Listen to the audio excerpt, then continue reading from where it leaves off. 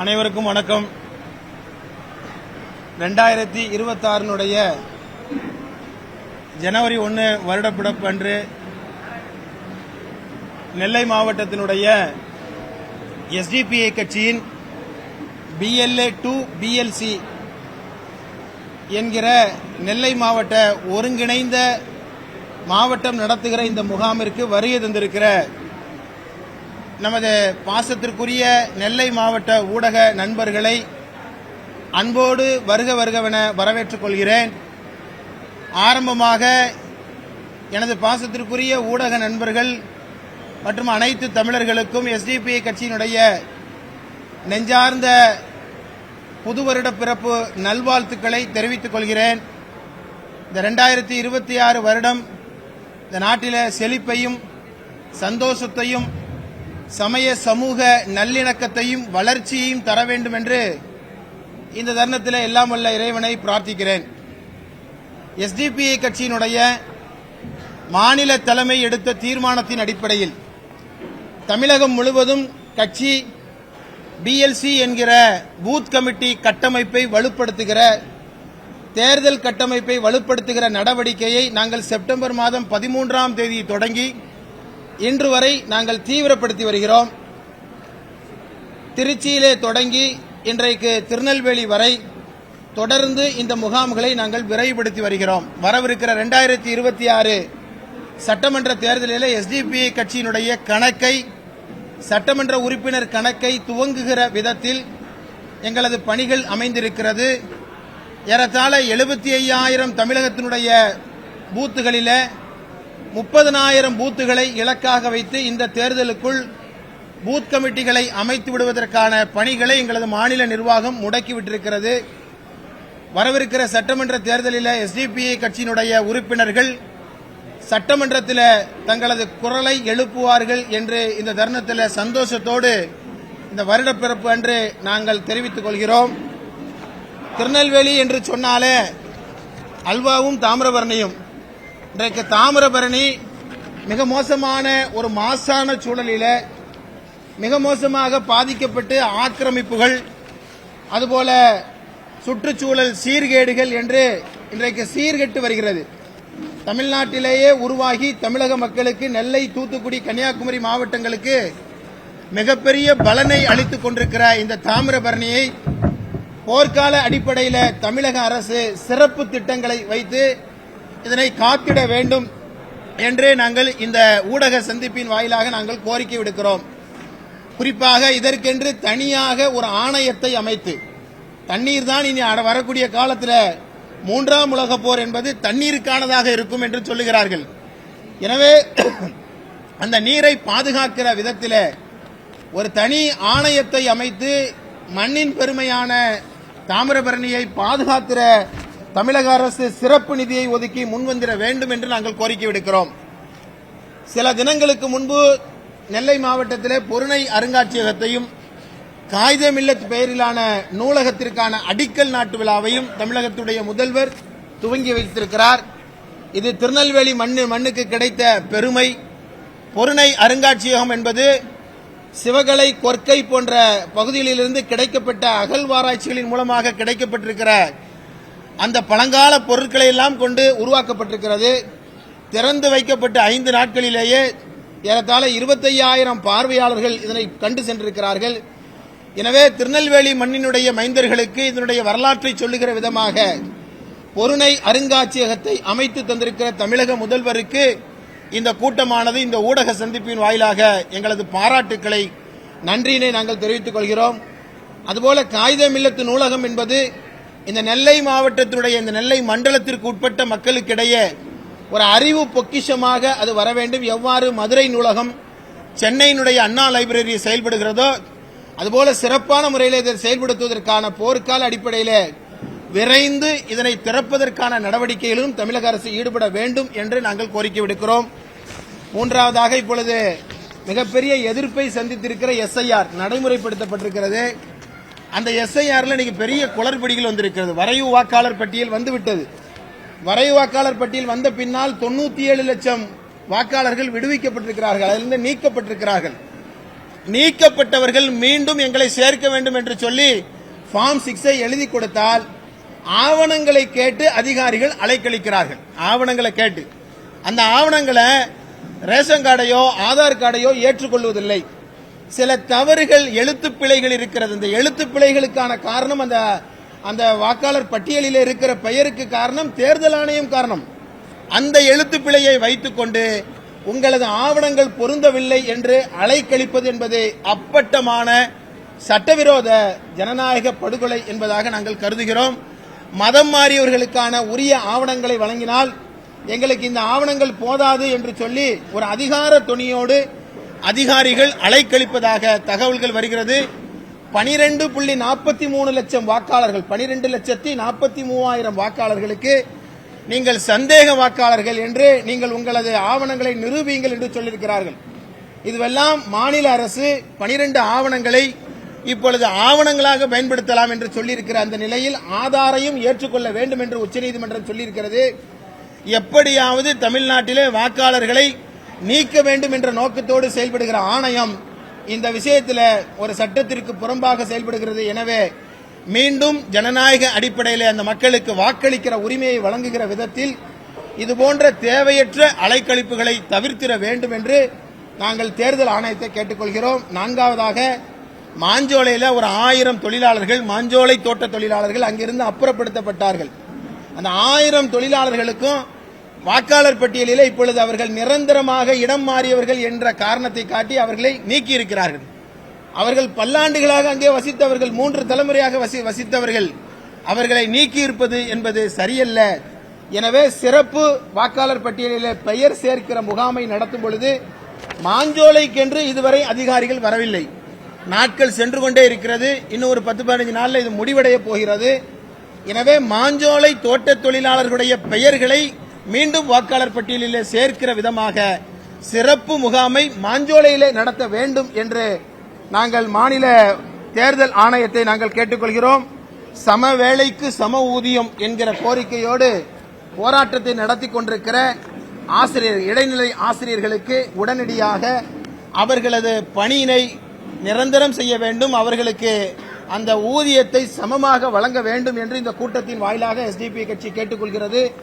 குறிப்பாக ஒரே ஒரு நாள் கேப்ல தான் அவர்கள் ஒரு நாள் தள்ளி அவர்கள் பணியில சேருகிறார்கள் என்ற காரணத்தை காட்டி அவர்களது ஊதியத்தை குறைப்பது என்பது சரியல்ல.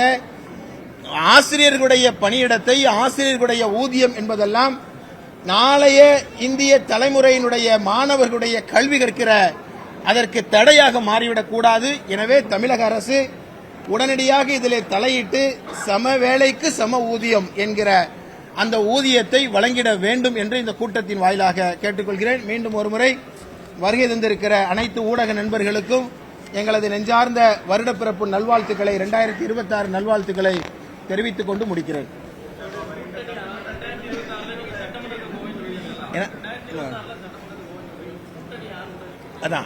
அதாவது நான் ஏற்கனவே எல்லா கூட்டங்கள்லையும் எல்லா ஊடக நண்பர்கள்ட்டையும் சொல்லிட்டேன். இது சம்பந்தமான முடிவை ஜனவரி மாதம் எங்களது மாநில பொதுக்குழு கூடவிருக்கிறது. தேசிய நிர்வாகிகளுடைய முன்னிலையில் நாங்கள் இந்த முடிவை என்ன நிலைப்பாடு எடுக்கப் போகிறோம் என்பதை பற்றிய முடிவை ஜனவரி மாதம் எடுப்போம். அதற்கு ஏற்றார் போல தேர்தலில் கண்டிப்பாக எஸ்டிபிஐ ஒரு பங்கேற்கும். எங்களது நிலைப்பாடு இந்த தமிழ்நாட்டு மக்களுடைய முன்னேற்றத்திற்கு நிச்சயமாக வழிகோலுகிற ஒன்றாக இருக்கும். ஆனால் அந்த முடிவை மாநில பொதுக்குழு தான் வழக்கமாக எங்களது சட்டத்திட்டன்படி எடுத்துக்கொண்டிருக்கிற காரணத்தினால் ஜனவரி மாதம் எங்களுடைய தேசிய தலைவருடைய முன்னிலையில் மிகச்சிறப்பான இந்த முடிவை நாங்கள் எடுப்போம். எஸ்டிபி கட்சியினுடைய கணக்கை துவங்குவோம்.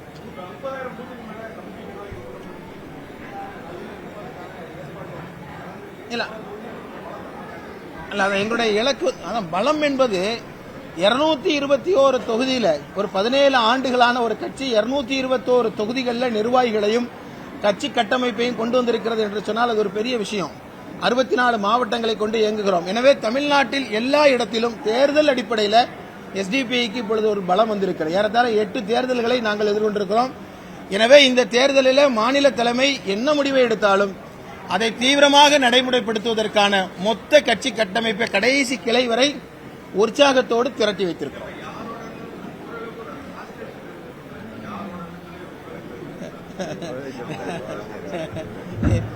எங்க மாமா வருஷ பிறப்புல கேட்கிறாரு, நல்ல விஷயம். அது வந்து நல்ல முடிவுகளை எடுப்போம். ஆனால் இது எல்லாமே அது ஒரு ஒரு மேம்போக்காக, ஒரு ஊகமாக ஒரு சொல்லுவது என்பது, ஊடக நண்பர்கள் சொல்லுவது என்பது சரியானதாக இருக்காது.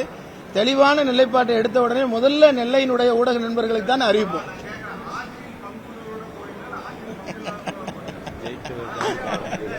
அதாவது எங்களுக்கு எஸ்டிபி சட்டமன்ற உறுப்பினர்கள் அங்கே செல்ல, நான் ஏற்கனவே சொல்லியிருக்கோம், இந்த ஆட்சியில் பங்கு அந்த மாதிரியான விஷயங்கள் எல்லாம் நாங்கள் ஏற்கனவே அது சம்பந்தமான நிலைப்பாடுகள்லாம் சொல்லியிருக்கோம். இப்போதைக்கு எங்களுடைய முழு கவனமும் நீங்கள் எவ்வாறு எஸ்டிபி என்ன நிலைப்பாடு எடுக்க போகிறது என்று ஆர்வமா இருக்கிறீங்களோ அந்த மாதிரி எஸ்டிபி சட்டமன்றத்திற்கு அனுப்ப வேண்டிய கட்டமைப்பை வலுப்படுத்தும். அதை நோக்கி தான் இப்பொழுது சென்று கொண்டிருக்கிறோம்.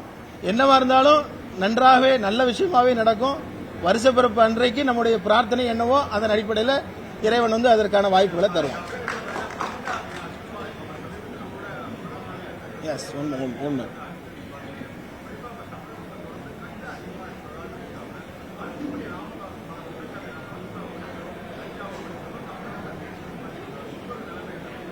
அதான் நான் ஏற்கனவே தொடர்ந்து ஒரு நாய் பிரச்சனையும் அதே போல இது போன்ற இந்த போதை வஸ்துக்களுடைய அதிகரிப்பு வந்து ரொம்ப அதிகமா இருக்கு. நாளைய இளைய தலைமுறையை பாதுகாக்க வேண்டும் என்று சொன்னால் என்னை பொறுத்த வரைக்கும் அது ஏதோ ஒரு அரசு காவல்துறை என்று மட்டும் குற்றஞ்சாட்டி பொறுப்பை தட்டி கழிப்பது என்பது சரியல்ல. மாறாக அது ஒவ்வொரு தமிழ்நாட்டு மக்களுக்கும் அதற்கான பொறுப்பு இருக்கிறது. என்னையும் என் மக்களையும் காக்கிற பொறுப்பு எனக்கு இருக்கிறது.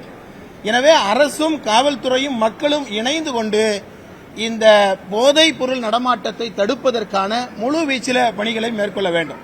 இப்ப திருத்தணியில நடத்தப்பட்டிருக்கிற அந்த சம்பவம் எல்லாம் அதைத்தான் சொல்லி காட்டுகிறது. எனவே இதை ஒரு எச்சரிக்கையா எடுத்துக்கொள்ளும். நேற்று கூட தேனியில தான் சொன்னேன், இதை ஒரு எச்சரிக்கையாக எடுத்துக்கொள்ள வேண்டும். ஒரு அவேர்னஸாக இதை எடுத்துக்கொண்டு நம்மை காக்கிற பொறுப்பு நமக்குத்தான் இருக்கிறது என்று அரசும் காவல்துறையும் மக்களும் இணைந்து இதற்கான ஒரு முடிவு கட்டுகிற நடவடிக்கையில் ஈடுபட வேண்டும்.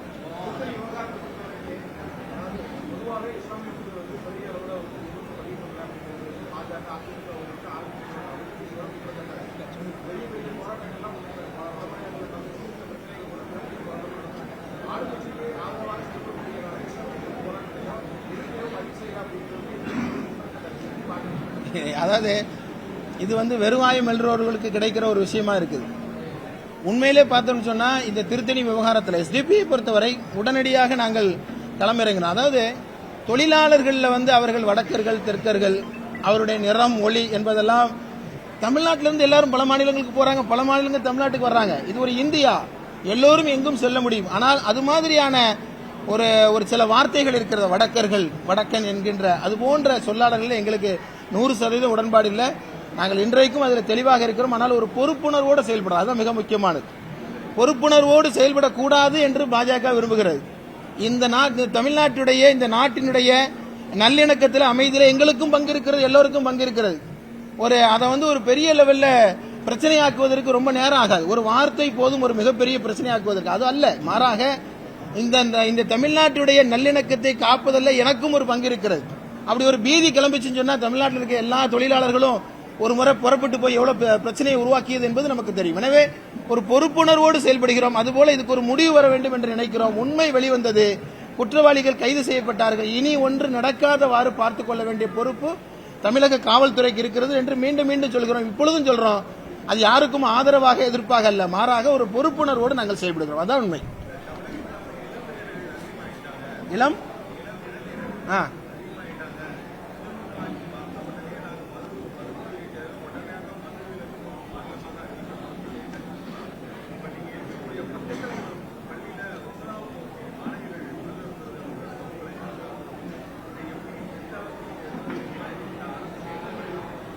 அதான் நாங்க இன்னைக்கு நம்முடைய எதிர்கால தலைமுறை எவ்வளவு பெரிய ஆபத்தில் இருக்குங்கிறத அதை காட்டுது. எனவே இது வந்து ஒரே ஒரு புறத்திலிருந்து மட்டும் அரசு மட்டும் ஒரு நடவடிக்கை எடுத்து எல்லாம் சரியாயிரும் அப்படின்னு நாங்க இந்த பிரச்சனை நினைக்கல. அரசும் மக்களும் இணைந்து நடத்த வேண்டும். இதுக்கு ஒரு பெரிய அளவிலான ஒரு திட்டமிடல், ஒரு முயற்சி இதில் வந்து அவசியமாக இருக்கிறது. எனவே தமிழ்நாட்டை பொறுத்தவரை நான் மீண்டும் சொல்லுகிறேன், பூரண மதுவிலக்கு என்பதுதான். டாஸ்மாகை இழுத்து மூடு, மதுவிலக்கை அமல்படுத்து என்ற கோரிக்கை தான் எஸ்டிபியுடைய கோரிக்கை. தொடங்கிய காலத்தில் இருந்தே மது அருந்துபவர்களுக்கு எஸ்டிபியில் இடமில்லை என்று சொல்லுகின்ற கட்சி எஸ்டிபி. எனவே இந்த மதுதான் தீமைகளுடைய தாயாக இருக்கிறது. எனவே முழுவதுமாக மது அகற்றப்பட வேண்டும். அரசு இந்த விஷயங்கள்ல வருமானம் வருகிறது, மதுவினால் வருகிற வருமானம் நாட்டிற்கு அவமானம் சொன்னார் காந்திஜி. அப்ப மதுவினால் வருகிற வருமானம் அதை எவ்வாறு இல்லாமலாக்குவது என்பதை அரசுகள் அதை திட்டமிட வேண்டும். எல்லா அரசுக்கும் நாங்கள் கோரிக்கை வைக்கிறோம். எங்க கோரிக்கையில் ஒருபொழுதும் நாங்கள் மாற்றம் கிடையாது. எதிர்கால தலைமுறை இன்னைக்கு ஒரு மிகப்பெரிய கலாச்சார சீரழிவுக்கு சென்று கொண்டிருப்பதை உணர வேண்டும், எல்லோரும் உணர வேண்டும். இல்ல அதாவது இதுல பெண்களுக்கு பாதுகாப்பு குறைவாக இருக்கிறது, மற்றவர்களுக்கு மற்றவர்களுக்காக இருக்கிறது என்பது அல்ல. அதாவது ஒரு இது ஒரு குற்றத்தை ஏற்படுத்துவது என்பது ஒரு மனநிலை. அதையெல்லாம் மொத்தமாக பொதுமைப்படுத்தி பார்க்க முடியாது. அது மதுவினால் வருகிறது, போதையினால் வருகிறது, அவ்வளவுதான். அதை விட்டுவிட்டால் மனிதன் மனிதனாக இருப்பான். எனவே அந்த அடிப்படையில் இல்ல இருக்குதான் சொல்றேன். நான் தான் சொல்றேன், மொத்தத்தையும் சேர்த்து சொல்றேன். அரசுக்கு முழு கடமை இருக்கு, அதுல மாற்று கருத்தே இல்லை. அரசு நினைத்தால் இதை முழுவதுமாக ஒடுக்க முடியும். ஆனால் நமக்கும் ஒரு பொறுப்பு இருக்கிறது என்பதைத்தான் இதில் நான் உணர்த்துகிறேன். அதுதான், அது தேர்தல் வந்த பின்னால்தான் சொல்ல முடியும். என்ன காரணம், மக்கள் திரளுகிறார்கள், மக்கள் வருகிறார்கள். நான் ஏற்கனவே சொல்லிட்டேன், யார் அரசியலுக்கு வந்தாலும் எஸ்டிபி அது வரக்கூடாதுன்னு சொல்லக்கூடாது. ஏன்னா எல்லாருக்கும் ஜனநாயக உரிமை, அவருக்கும் அதே உரிமை இருக்கு. எனக்கு என்ன உரிமை இருக்கிறதோ அந்த உரிமை அவருக்கும் இருக்கிறது. எனவே எல்லோரும் வரட்டும், எங்களது பிரச்சனையை நாங்கள் மட்டும் பேசிக் கொண்டிருப்பது இல்லாமல் எல்லோரும் பேசட்டும் என்று சொல்லுகிறோம். எனவே எல்லோரும் பேசட்டும், தேர்தல் வரட்டும். தேர்தலில் மக்களுக்காக யார் உழைக்கிறார்களோ அவர்களை மக்கள் அடையாளம் காணுவார். எனக்கு அந்த மாதிரி விஷயங்கள்ல எனக்கு நம்பிக்கை இல்லை. என்னவா ஏங்க, அப்படியெல்லாம் யாருக்கும் ஒரு சக்தியும் கிடையாதுங்க. அப்படியெல்லாம் நின்று இருந்தாங்கன்னா இன்னைக்கு வேற வேற இடத்துக்கு அவங்க போயிருக்காங்க. அப்படியெல்லாம் இல்லை. என்னை பொறுத்தவரை எதுவும் அரசியல் என்பது பொதுவெளியில் செய்யக்கூடிய ஒரு விஷயம். அது ஏதோ வீட்டுக்குள்ள ரூமுக்குள்ள நடக்கிற விஷயம் அல்ல. பொதுவெளியில் நடக்கிற மக்கள் பிரச்சனைகளை மக்களிடத்தில் பேசுகிற எல்லோரையும் மக்கள் அங்கீகரிப்பார்கள். யார் அதில் உண்மையாக செயல்படுகிறார்களோ அவர்களை மக்கள் அடையாளம் காணுவார்கள். ரொம்ப நாளைக்கு மறைச்சிட்டுலாம் போக முடியாது.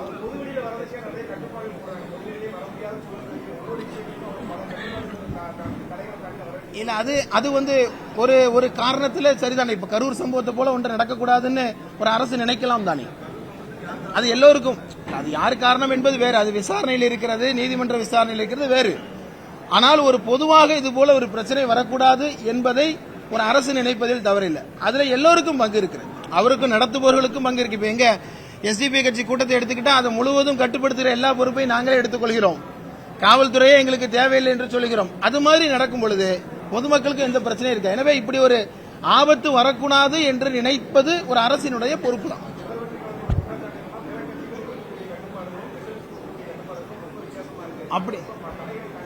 அப்படி ஒரு கண்ணுக்கு மையும் ஒரு கண்ணுக்கு சுண்ணாமும் வைத்தால் அது தவறு.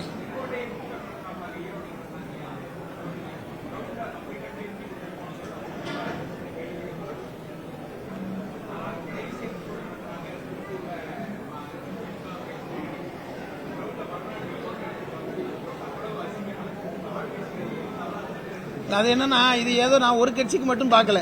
நாங்க ஒரு 17 வருஷமா கட்சி நடத்துறோம். எங்களுக்கு போடப்பட்டிருக்கிற கட்டுப்பாடுகள் எல்லாம் நான் யார்கிட்ட போய் சொல்லக்கூட இல்லை. ஒரு பிளக்ஸ் வைக்கிறது, இங்க கூட ஒரு பிளக்ஸ் வைக்கிறதுக்கு ஒரு கொடி கட்டுவதற்கு இத்தனையும் ஒரு கட்டுப்பாடு உள்ள ஒரு காவல்துறையோடு, அதே போல சட்டம் ஒழுங்கை பாதுகாப்பதில் காவல்துறையை விட ஒரு கூடுதல் பங்கு எங்களுக்கு இருக்கு என்று நினைக்கிற எங்களுக்கு ஏகப்பட்ட கட்டுப்பாடுகள் இருக்கு. நான் தான் சொல்றேன், ஒரு கண்ணுக்கு மையும் ஒரு கண்ணுக்கு சுண்ணாமும் வைத்தால் அது தவறு. அந்த ஜனநாயக உரிமைகள் எல்லாருக்கும் வழங்கப்படணுங்க, அது யாரும் மறுக்க கூடாது. அப்படி மறுக்கிற ஒன்றிய அரசை எவ்வளவு குற்றம் சாட்டுகிறோம். அதனால எல்லோருக்கும் வழங்கப்படும், அது நியாயமான ஒன்று.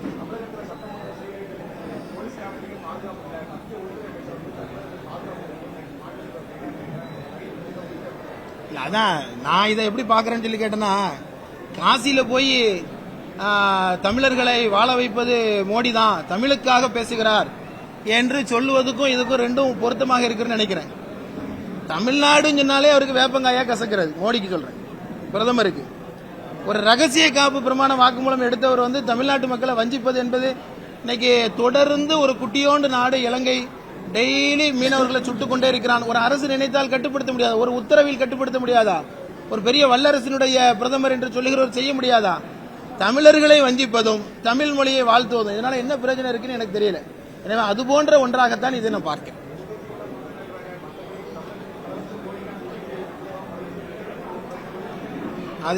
அது நான் பல லட்சம் கோடிகளை கொடுத்தாங்கிறதுக்கெல்லாம் நான் பின்னால வர்றேன். நாங்கள் கேட்ட நிதியை NEP-யை ஏற்றுக்கொள்ளாவிட்டால், புதிய தேசிய கல்விக் கொள்கையை ஏற்றுக்கொள்ளாவிட்டால் 2700 கோடி ரூபாய் விடுவிக்க முடியாது என்று இன்றைக்கு வரை ரமேஷ் பிரதான் சொல்லிக் கொண்டிருக்கிறாரா இல்லையா?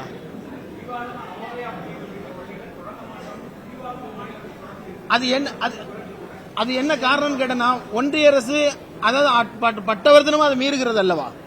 அவ ஒரு மாநில அரசுக்கு என்று ஒரு உரிமை இருக்கிறது அல்ல. அதாவது நான் இல்ல அதாவது இல்ல இது ரெண்டு பேரும் இணங்கி போகணுங்கிறது அது வேற ஒரு விஷயம். அதே நேரம் மாநில அரசினுடைய நடவடிக்கை என்பது ஒரு அறச்சீற்றமாக இருக்கிறது. நீங்கள் எங்களை தொடர்ந்து நீங்கள் இந்த மாதிரி வளர்ச்சியை காட்டிக்கொண்டே இருக்கிறோம். மக்கள் தொகையை கட்டுப்படுத்தியதனால் இன்னைக்கு டீலிமிட்டேஷன் நம்ம பாதிக்கப்பட்டு இருக்கோம். ஒன்று. இரண்டாவது, ஒன்றிய அரசினுடைய நடவடிக்கையை பொறுத்தவரை அது முழுக்க தமிழ்நாட்டு மக்களை வஞ்சிக்கிற ஒரு செயல். அது பட்டவர்த்தனமா சொல்லி காட்டுகிறார். பாராளுமன்றத்தில் ஒரு பாராளுமன்ற பொறுப்புள்ள அமைச்சராக பேசியிருக்கிறார்களா தமிழ்நாட்டு விவகாரம் வரும்பொழுது? இல்ல. எனவே அதை பிரதிபலிக்கிற அந்த முயற்சிகளையும் அதையும் ஒன்றாக்கி பார்ப்பது என்பது சரியாக இருக்காது நினைக்கிறேன்.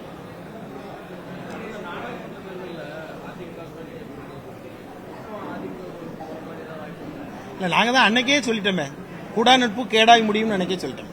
அந்த நாள்ல எங்களுடைய அறிக்கை ரொம்ப தெளிவாக இருக்கிறது.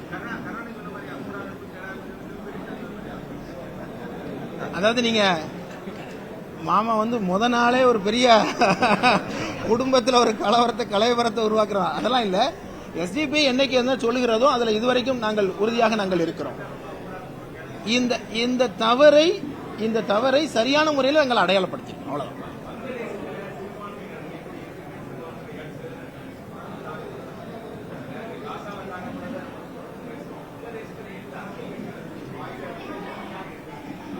இல்ல அதான் நாங்க அதை அப்பவே ரொம்ப வலுவா எங்களுடைய தேசிய தலைமை வலிமையா கண்டித்தது. அதாவது எந்த நாடுகளிலையும் வாழுகிற இந்தியர்களாக இருப்பவர்கள் அல்லது அங்க இருக்கிற சிறுபான்மையினர், எங்க குரலே குரலற்றோரின் குரல் தான். எங்க குரலே எங்கே யார் மதத்தாலோ இனத்தாலோ மொழியாலோ பாதிக்கப்படுகிறார்களோ அவர்களது மதம் இனம் மொழி எதுவோ அது எங்களது மதம் இனம் மொழி என்று சொல்லுவார்கள். நாங்க 100% அதில் உடன்படுகிறோம். எந்த நாட்டிலையும் பாதிக்கப்படும். இங்க இருக்கிற சிறுபான்மையினர் தாக்கும் பொழுது குரல் எழுப்புகிற நாங்கள் அங்கே இருக்கிற சிறுபான்மையினராக அது எந்த பெரும்பான்மை மதமாக இருந்தாலும் எங்களுக்கு அதுல உடன்பாடு இல்லை. நாங்கள் இப்பொழுதும் சொல்கிறோம், அதற்கு வலுவான நடவடிக்கையை ஒன்றிய அரசு எடுக்க வேண்டும். எனக்குள்ள டவுட், ஒன்றிய அரசு ஏதோ ஒரு ஷோ காட்டுறாங்களோ அப்படிங்கிற மாதிரி தான் இருக்கிறது. ஏன்னா நினைச்சா அதுக்கு ஒரு ஸ்ட்ராங்கான ஒரு நடவடிக்கை எடுத்திருக்கலாம்.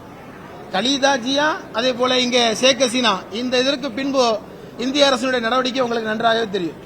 எனவே மக்களை காக்கிற விஷயத்துல உண்மையிலும் உண்மையாக ஒன்றிய அரசு நடக்க வேண்டியது இருக்கிறது. அந்த விஷயத்தில் வங்கதேசம் மட்டுமல்ல, உலகத்தில் எங்கு எந்த சிறுபான்மை மக்கள் எந்த மக்கள் அங்கு இருக்கிற நாட்டில் உள்ள மக்கள் பாதிக்கப்பட்டாலும் அதை 100% வன்மையாக கண்டிக்கிறோம். அவர்களை பாதுகாக்க வேண்டிய பொறுப்பு பெரும்பான்மைக்கு இருக்கிறது.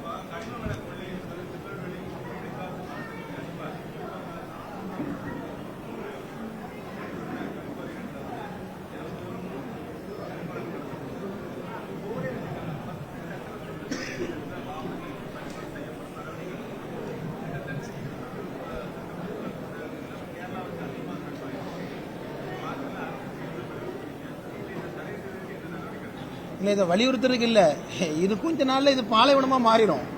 இப்படி போச்சுன்னா தண்ணியும் சீர்கட்டு போயிடும், மணல் அதே போல கல்லு எல்லாத்தையும் கேரளா கொண்டு போயிருவீங்க. அப்ப அங்க இருக்கிற திருநெல்வேலிக்காரன் என்ன பண்ணணும்?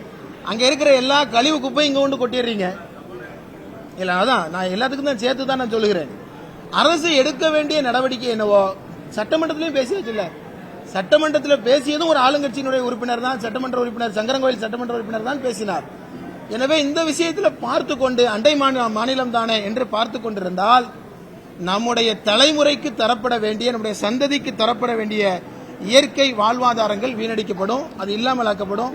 எனவே இது போர்க்கால அடிப்படையில் செய்யப்பட வேண்டிய நடவடிக்கை. கனிம கொள்ளையை தடுத்து நிறுத்த வேண்டும். அது யாராக இருந்தாலும் சட்டத்திற்கு முன்பு நிறுத்தப்பட வேண்டிய பொறுப்பு தமிழக அரசுக்கு இருக்கிறது.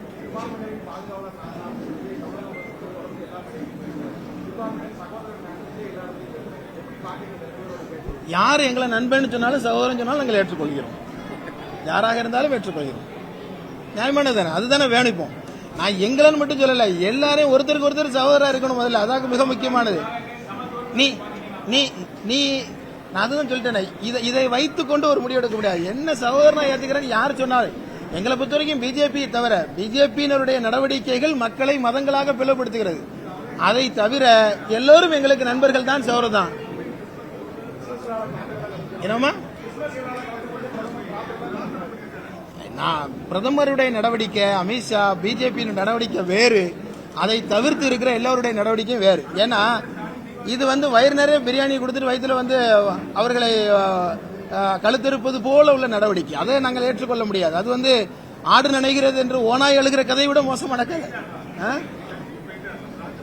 அது யாரா நான் என்ன கேட்கிறேன், அவர் போனதுக்கு அப்புறம் தான் அங்க இந்தியா முழுவதும் கிறிஸ்தவர்களுக்கு எதிராக தாக்குதல் நடந்துச்சு. அதை பத்தி ஏதாவது ஒரு வார்த்தை சொன்னாரா? இதை நீங்க ஏற்றுக்கொள்றீங்களா? வீட்டை இடிச்சிட்டு எல்லாருக்கும் ஒருவேளை சோறு கொடுத்தா போதுமா? அது அல்ல. இதெல்லாம் தெரியாதவங்க யாரும் கிடையாது. என்னை விட உங்களுக்கு நன்றாக தெரியும், உங்களை விட மக்களுக்கு நன்றாக தெரியும். மக்கள் எல்லாவற்றையும் பார்த்து கொண்டிருக்கிறார்கள். எனவே இத மாதிரி எல்லாம் அதனாலதான் இன்னைக்கு தமிழ்நாட்டில் தண்ணி குடிக்க வேண்டியிருக்கு அவர்களால். பிஜேபியால இங்க தமிழ்நாட்டில் எதுவும் நடக்கலன்னா இதுதான் காரணம். புரியல.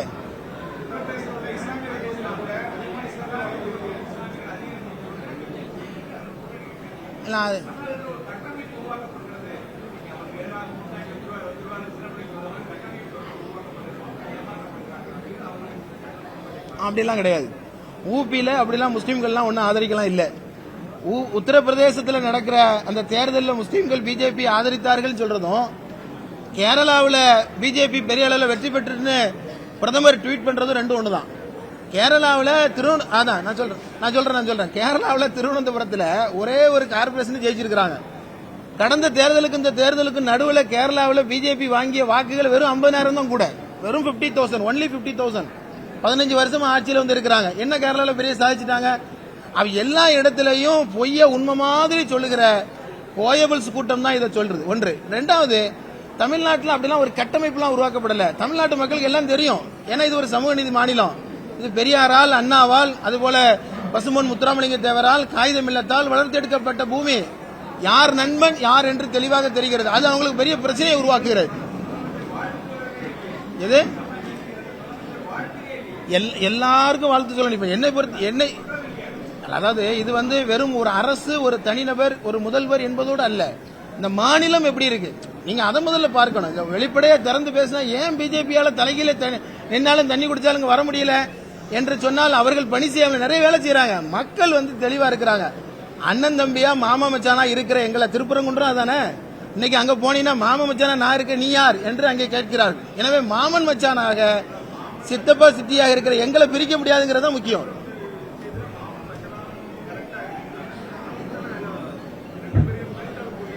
இல்ல அதுல வந்து அரசு தான் அந்த விஷயத்தை பாதுகாத்தது. இன்னைக்கு ஒரு பெரிய பிரச்சனையை, தீபத்தூன் பிரச்சனையை பாதுகாத்தது.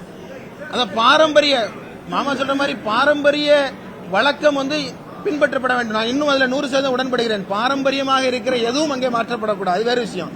ஆனால் நீதிமன்றம் எப்படி தலையிட்டு ஒரு அரசுக்கு இணையாக ஒரு உத்தரவு இட முடியும்? அதை நான் கேட்கிறேன். நீதிமன்றத்துக்கு ஒரு வரைமுறை இருக்குது, அரசுக்கென்று ஒரு வரைமுறை இருக்கிறது.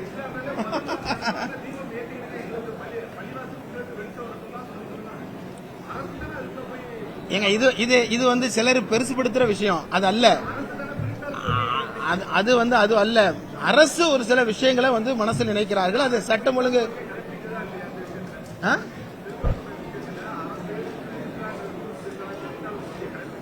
அரசு வந்து ஒரு அரசாக நடக்க முயற்சி செய்கிறது, அவ்வளவுதான். அது அரசு இருந்திருந்தால் எப்படி வந்து அதை வந்து பிரித்துதான் சொல்ல முடியும்? இன்னைக்கு ஒரு பெரும் பிரச்சனையை ஒரு அரசு நிர்வாகம் நடத்துகிற ஒரு அரசுக்கு ஒரு உரிமை இருக்கு. அதோடைய கோரிக்கையை கூட கேட்காம எப்படி செய்ய முடியும்? வருஷப்பிறப்பு அன்னைக்கு சமாதானம், நல்லிணக்கம், சமூக நல்லிணக்கம், அதை பத்தியே பேசுவோம். நன்றி. என்னமாமா அதான் நான் ஏற்கனவே உள்ளதிலையும் சொல்லியிருக்கிறேன்.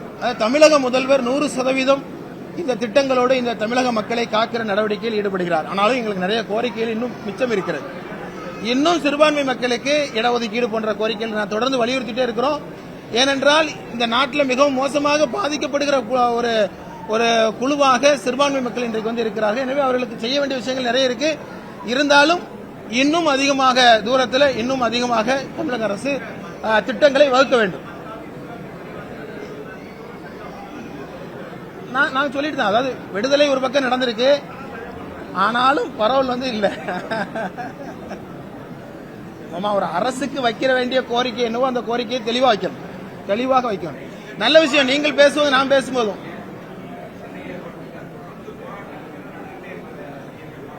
எஸ்.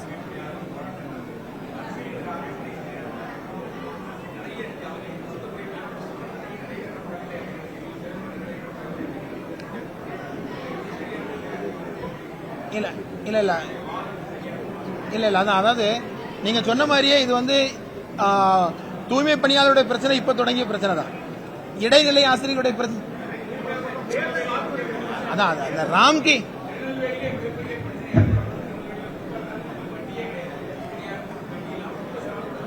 திருநெல்வேலி மாநகராட்சி நீங்க பார்த்தா உங்களுக்கே தெரியும், அது வேற விஷயம். நம்ம எல்லாரும் அங்க மாநகராட்சியில தான் இருக்கிறோம். நான் மொத்தமாக நான் சொல்லுகிற மொத்தமான விஷயம் என்னன்னா இந்த இது மாதிரியான விஷயங்கள் அரசுக்கு வந்து கோரிக்கை வைக்கப்படுவது என்பது அது ஒரு நியாயமான ஜனநாயக விஷயம். அரசுக்கு சில சிக்கல்கள் இருப்பதா சொல்லி எதுவா இருந்தாலும் மக்களுக்கு தீர்வு வேணும், அவ்வளவுதான். அதை அப்படியே நீடித்து கொண்டு போக வேண்டாம் என்பதுதான் எங்களுடைய கோரிக்கை. நன்றிமா. அது வந்தவொடனே முதல்ல உங்களை தான் போட்டு சொல்லுவேன். முதல்ல ரொம்ப நன்றி. இல்லம்மா, இது எல்லாமே நான் சொல்றேன், என்னுடைய ஃபுல் போக்கஸ் இதுதான். வேற எதை பத்தி இப்ப யோசிக்கல. எங்களுடைய தேசிய தலைமை மாநில பொதுக்குழு சமயத்தில் இருக்கிற அரசியல் சூழல்களை வைத்து முடிவெடுப்போம்னு சொல்லியிருக்கிறாங்க. அதை நோக்கி போய் கொண்டிருக்கிறோம். கேட்கலாம். தேதி வந்து எங்களுக்கு தேசிய பொதுக்குழு வரக்கூடிய 20ஆம் தேதி நடக்கிறது. அது முடிந்த பின்னால் அதில் தேர்ந்தெடுக்கப்படுகிற புதிய நிர்வாகிகளை வைத்துக் கொண்டு எங்களது மாநில பொதுக்குழு உடனடியாக கூடும். ரொம்ப நன்றி. வருகை தந்த எல்லாருக்கும் ரொம்ப நன்றி. மிக்க நன்றி.